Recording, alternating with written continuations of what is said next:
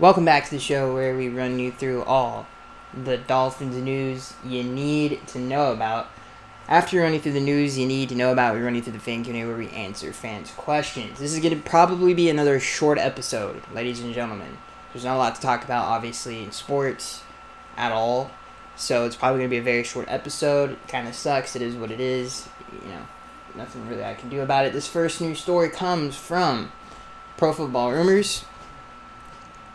The Dolphins have finally signed Noah Igbenogany, their third first-round pick, which is crazy to even think about. The Dolphins had 3 first-round picks. Again, this comes from Pro Football Rumors. The Dolphins are one player away from finishing up their draft class agreements, but they took care of a key contract Monday, coming to terms with first-round pick Noah Igbenogany, corner out of Auburn. Ian Rappaport at NFL.com tweets. Miami acquired first-round picks from its Laramie Tunsil and Minkah Fitzpatrick trades last year. The team made the Igbenogany pick at the 30th pick overall. Made Igbenogany the 30th pick overall. With the selection acquired from the Texans, the Dolphins traded down 4 spots when the Packers moved up for Jordan Love and further bolstered their new-look cornerback secondary. So it's an interesting. There's a lot that goes into this. This is going to be, and next year's draft will be too. Both these drafts are going to be historic to the franchise of the Dolphins, coming off of a decade of a lot of disappointment. And I really want to do a video of really breaking down the past decade, because I feel like we've had some talented teams over the years, but we really had something there from, I would say, 2012. I would say 2013 probably is where the building, it started sort of going in the right direction. Obviously, 2016, you finally get that core group of guys that are talented guys that just, it's kind of hard to believe, looking at a 2016 team and what, won us 10 games just to see how that team kind of got dismantled in the following years. But my point is, coming off of that whole decade of disappointment, the decade before that, I should say, it was a lot of disappointed as well. There was obviously talented players on that roster, but obviously the quarterback and the offense really kind of brought down some defenses of that decade that were actually very good. And you go into this decade now, and you got the Brian Flores, Chris Greer era, and you got your quarterback of the future. You've made all these trades. You've done all these things. This is, this is obviously a very historic time to be a Dolphins fan. Hopefully this gets turned in the right direction, and we have a decade of a lot of success. That's what we're all hoping for, and it certainly is looking that way. And Noah Igbenogany is going to be a huge part of that. But these trades are always going to be looked back on. You look at the Tunsil situation, you look at the Minkah Fitzpatrick situation. Obviously, I was not for the Minkah Fitzpatrick thing, but it is what it is. And I felt like the Dolphins got a pretty good draft haul for what. And who knows how well these guys are going to play? We'll find out. But it's it's a historic draft, and it's going to be interesting to see for the next decade. Will it be the same as the previous two, or is it going to be a decade of consistency, a decade of an organization that is all together, knows what it wants to be, knows what direction it wants to go in, doesn't falter, doesn't waver in that, and hopefully as us as fans, we can see that consistency of winning that the tradition of the Dolphins was through the 70s, 80s, and 90s. And it's going to be interesting to see if we can recapture some of that magic. And the whole Noah Igbenogany thing, I mean, we've talked about it a lot. What is he going to play? Safety? Is he going to play slot? It's going to be interesting to see how it shakes out. I've said this many times. I think when you watch him play at Auburn, the things he does well is he's a physical corner. That is the best thing that he does, in my opinion, is he's a great open field tackler. And I know that's not the greatest thing to say about a corner. When you think about it, it's like, oh man, he can you don't want them to catch the ball in the first place. But when he has to make a tackle, he's a physical, great open field tackler. And I think he would be a great free safety because he's got range, he's physical enough. If you need him to, he can come down in the box and make a play. I just think his skill set fits, and especially his physicality, because sometimes his physicality can get him in trouble at the cornerback position. I think it just fits safety. So I wouldn't be surprised if somehow he ended up as the free safety. And again, that's a huge void on this team, and we'll see how it gets, worked out. through training camp. If Logan Ryan isn't signed, who knows if... I don't know how long nobody knows anything at this point. But however long the offseason is, if the Dolphins look at the thing like, listen, this isn't working, we need to bring in a veteran, hopefully Logan Ryan is still available for that. But, like I said, it's really going to be interesting to see where they play him. Is he going to redshirt a year? He's one of the more interesting rookies for sure. He definitely is. It's going to be interesting to see how his first year shakes out as a Dolphin. So moving on from that, kind of rambled on a little bit there. Apologies. We have some interesting news here. This next news story comes from the Finsider. Rashad Jones' career may be over. Now, you guys can go to read this entire article. We're not going to read the entire thing. We're just going to kind of read a little bit of it here. Rashad Jones was one of the most integral pieces of the Miami Dolphins defense over the past 10 years. Now, just as the Dolphins enter a decade full of new faces and renewed hope, Jones may be entering a new phase of his own. And it goes on to say, and this is some of the things Rashad Jones said about where he's at in his career and how, if his career ended today, how he looks at it. He said, quote, on his career, Rashad Jones, he said, quote, "I had a great career. Really, I think I had Hall of Fame numbers. You go look at me, Troy Polamalu, Brian Dawkins. Those guys played 16 years. I really had Hall of Fame numbers. Just wasn't on a Hall of Fame team. We just couldn't put the games together. But I had an amazing career." Jones is careful to note that he's very grateful for his time as a Dolphin and appreciated the fans in Miami in particular. So, when you look at Rashad Jones' career, and I have his stats right here. I thought this was an interesting thing to bring up. He says he has Hall of Fame numbers. He says the reason, maybe his career is looked at differently is because the team it was obviously a very mediocre team, and sometimes it was, a bad team at best. And when you look at his career, his best year was in 2015. He had 5 interceptions. That was his best year by far. Statistically, his second best year was in 2012, even though maybe the runner-up to that year, 2017. He missed the entire season when we made the playoffs, basically, in 2016. He was not even a part of that team. He played 6 games that year. And I think he hurt his shoulder that season. So,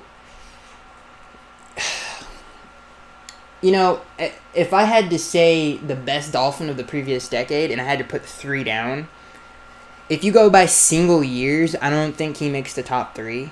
If you go by single season, I don't think he would make the top 3. I think you had probably Wake,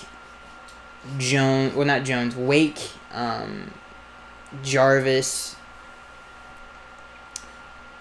and maybe Jay Ajayi would be your 3, or maybe you switch out Juice for, maybe you put Jones in there instead of him. But you can make an argument that he's he had a weird career, very weird career. I think, and like I said, and what I mean by looking on the past decade to kind of salvage what I'm saying here is he wasn't the best Dolphin of the decade. He might not have had a top 3 single season of the previous decade. He was a Pro Bowler. He was voted as a first-team All-Pro by Pro Football Focus. I think the only Dolphin to make first-team All-Pro of that decade was Ndamukong Suh, and he made it in 2015. So, and I think Cameron Wake made some All-Pro teams as well, but it's interesting. It's an interesting thing to think about. But he definitely wasn't the best of the last decade. Is he a Ring of Honor guy? I guess he would be. One of the best defensive backs in Dolphins history, that's for sure. But there are negatives to his game.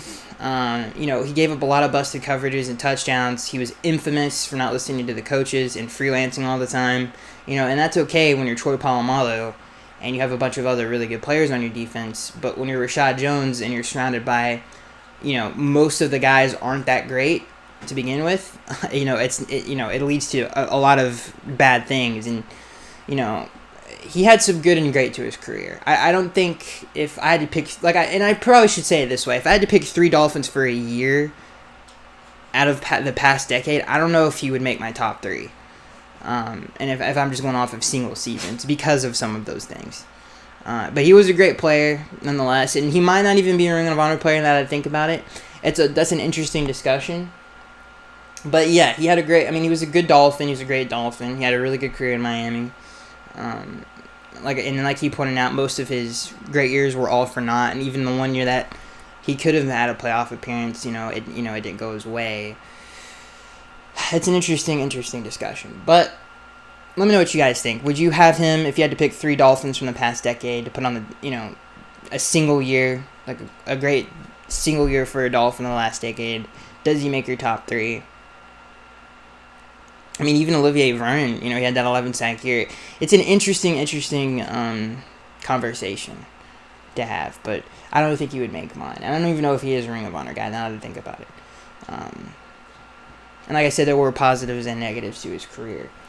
So moving on from that, I thought that was interesting, and it's crazy that he hasn't been picked up. Obviously, he's been banged up. He's an older safety. He's a box guy. If you look at some of the guys that do have big contracts now, like Landon Collins, is he that much worse than Landon Collins is right now? No. So it's going to be interesting to see if he gets picked up. Kind of rambled on right there in the last one, but hey, what are you going to do? This next news story comes from the Miami Herald. And this is some of the opinions around media and their opinions on Tua Tagovailoa. So it's just a bunch of quotes, really. This comes from the Miami Herald and some of the analysts' opinions on him.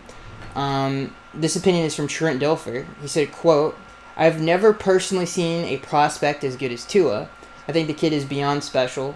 A lot of guys are twitchy, but they lack power. There's a lot of guys that are powerful, but they lack twitch. Tua is the ultimate combination of both for me. He has Russell Wilson type twitch in his eyes, where you can actually see things before they happen." Excuse me. He goes on to say, if you watch enough film with the times he throws the deep over route, where he throws them before his eyes are actually there. Yeah, he has, that's something that I've talked about a lot. Like, he has a great feel for the game, and the way he can read a field is probably the best I've ever seen out of a rookie, especially the last decade. Like, I can't even think of anybody that comes close. Maybe, I guess, Andrew Luck. But in terms of, being a pocket passer, him and Joe Burrow, I think he's better at it than Joe Burrow, too. I think the way he can manipulate a secondary with his head is insane for someone who's coming out of college. You never see that now. Like, you never, ever see that. And obviously, a part of that pro-style offense, and his ability, he was, I don't know, he was just born to play the quarterback position. It's insane. The first play he has in a national championship game, or not the first play, but, he's coming off the bench in overtime at 2nd and 29, and he looks off a safety in cover 2 and throws a dart. And it's just, you don't see that from players like that. And so it's interesting to see him point that out. And that's really it.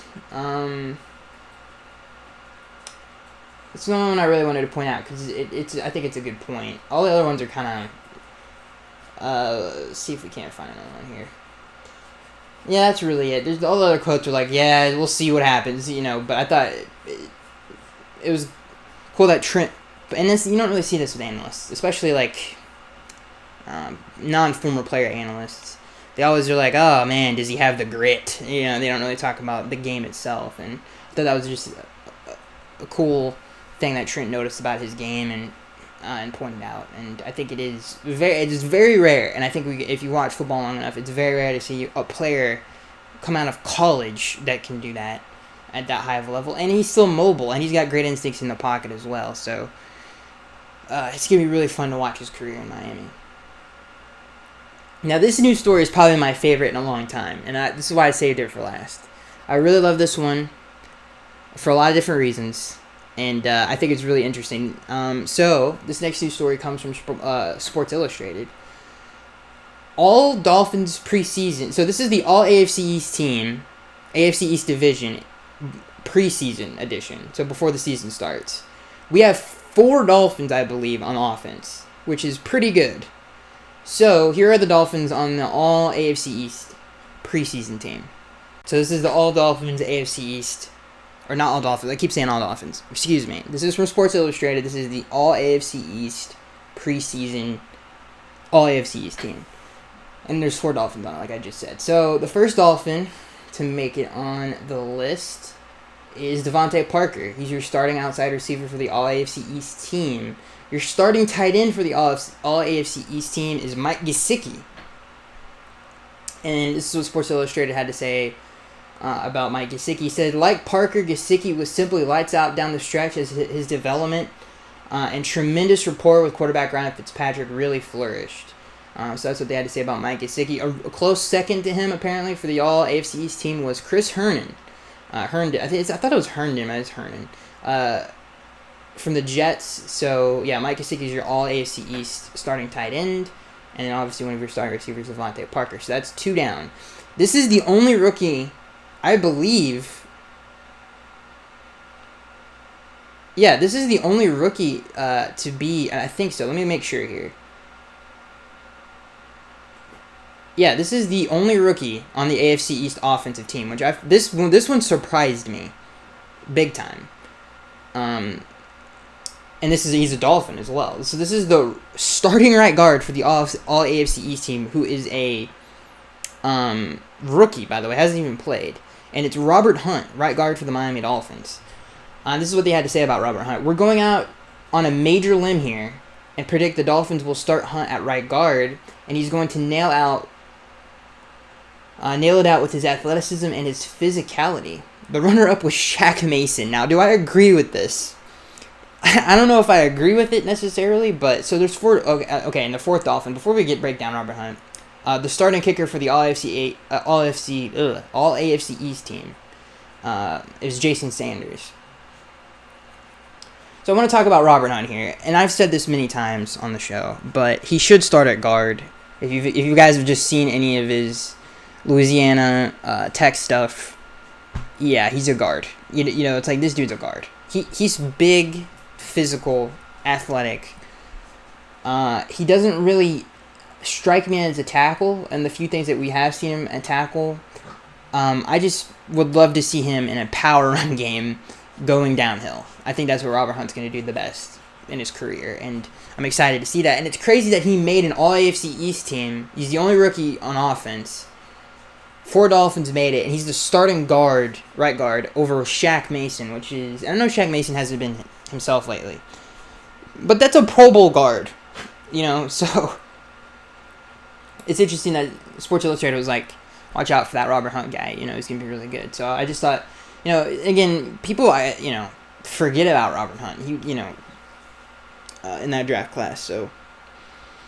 I thought that was interesting that they started him over Shaq Mason, who's a veteran, good player. So, interesting stuff there. And again, 4 Dolphins made the All AFC East team for preseason before the season starts. Now I'll run through it one more time for you. Devontae Parker, Robert Hunt, Mike Gesicki, and Jason Sanders all made the All AFC East team on offense. That's 4 Dolphins. That's pretty good.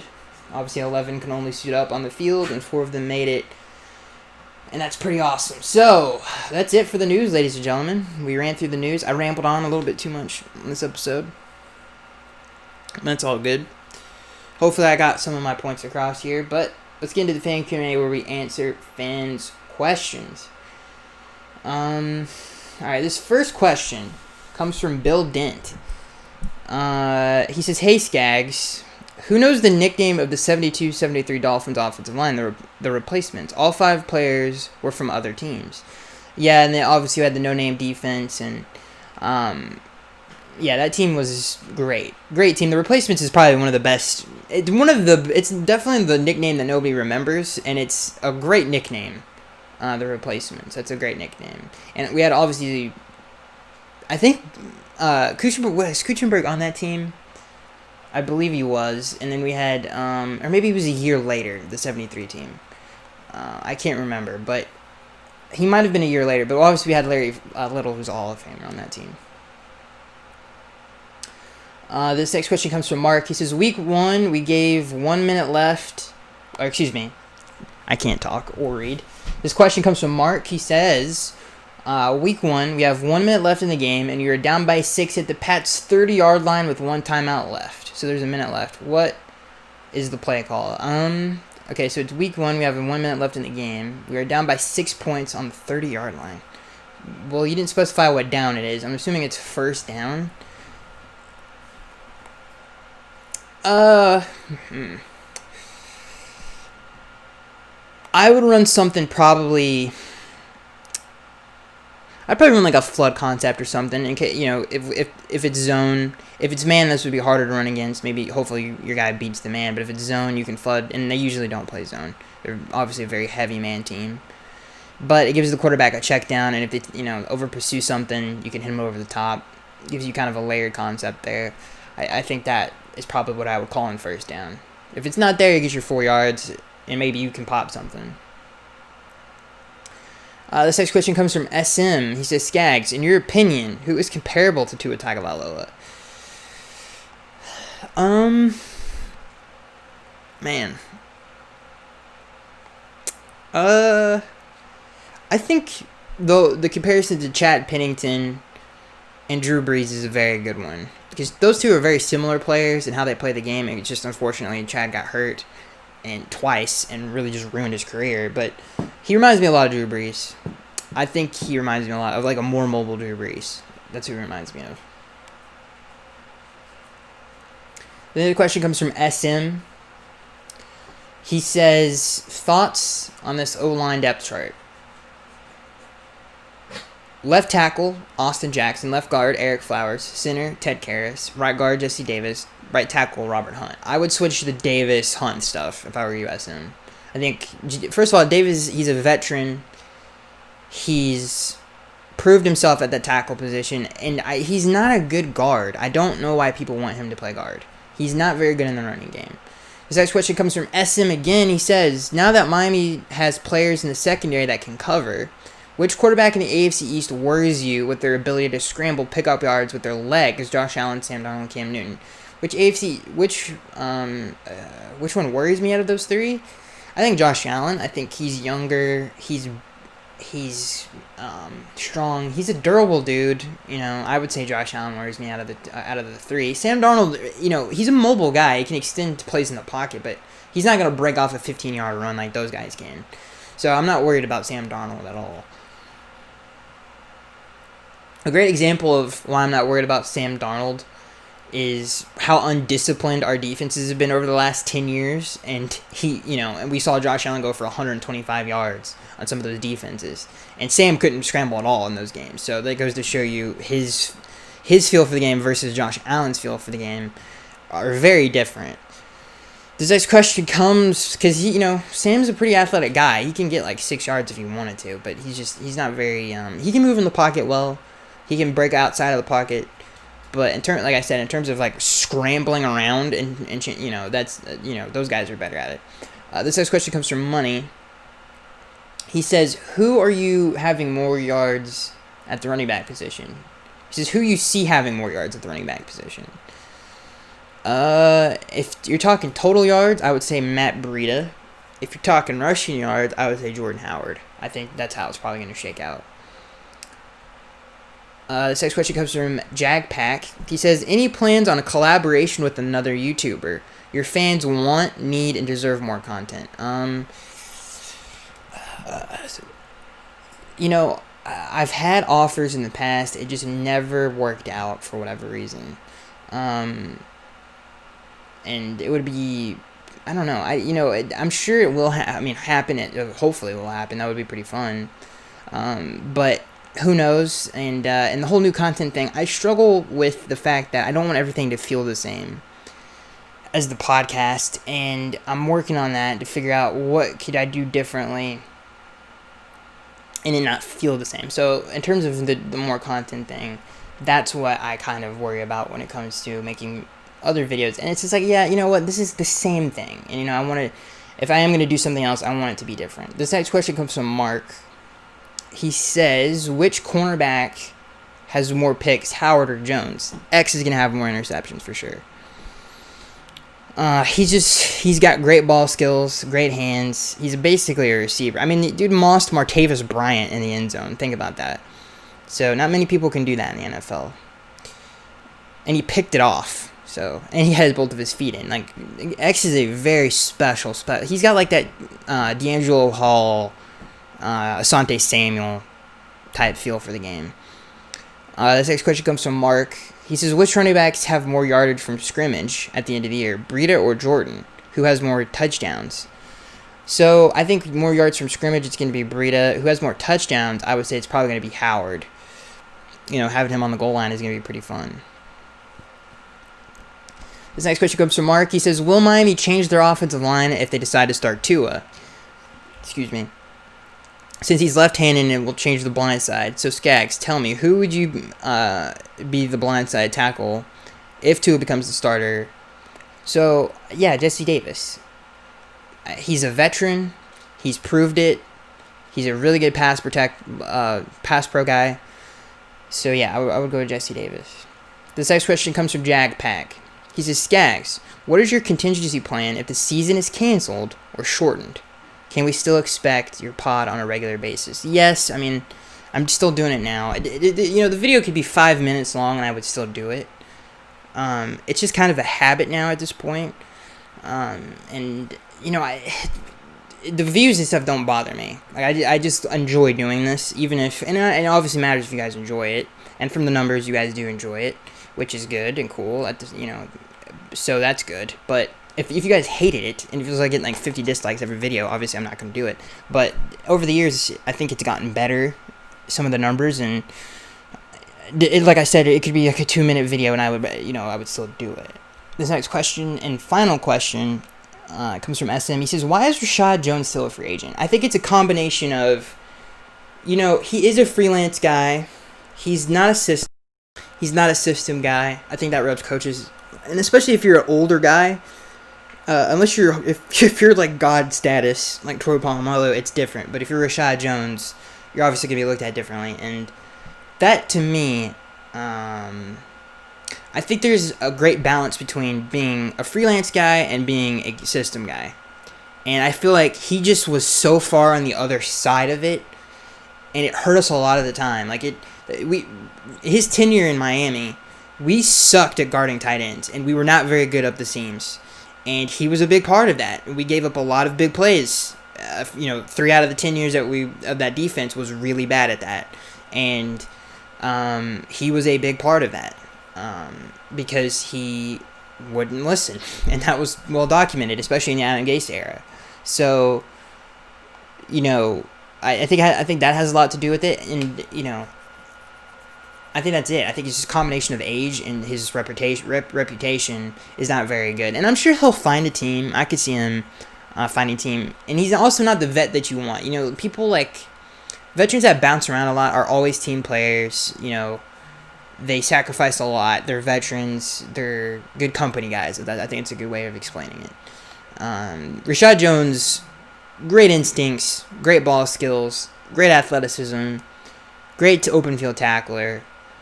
In his prime, towards the end of his prime, some of those things are just valued very, not his physical skills when he was obviously younger. It's the mental part of the game that I think hurts his longevity of his career. He's just not on Ed Reed's level, Troy Polamalu's level. Even though Troy's a better version of that, he's not on this Weddle level, Reggie Nelson level, where he can, Charles Woodson's level, where he just can prolong his career. I just don't think he's as smart as those guys, and not, like I said, not necessarily the greatest team player compared to those guys who are willing to do a lot. Even Larry Fitzgerald was hesitant to move into the slot, and he still did that. And some of those guys have made sacrifices too, switching positions, doing things to prolong their career. I just don't think Rashad Jones is that versatile of a guy, so that's why he doesn't have a team. So that is it, ladies and gentlemen. I hope you guys enjoyed. I rambled on a little bit. Hopefully got some of my points out there. But that is it. I am Skaggs23. I hope you guys enjoyed, and I'll see you guys in the next one.